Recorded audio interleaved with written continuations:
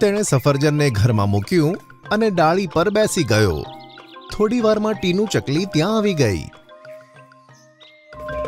ઓ મારા પતિદેવ, આજે શું કંઈ ખાવાનું નથી મળ્યું કે આવા ખાલી હાથે બેઠા છો?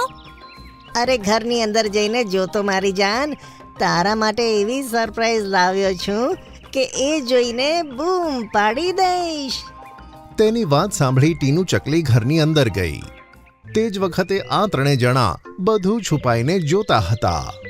હવે જોજો કેટલી મજા આવે છે.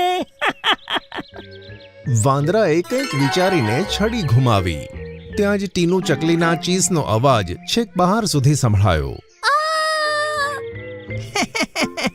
મેં કીધું હતું ને કે તું ખુશીથી બૂમ પાડીશ.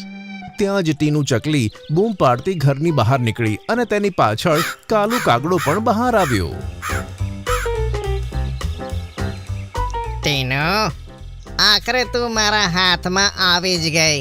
આવો, મારે તને ભેટવું છે અને બંને જણા ફરવા જઈએ.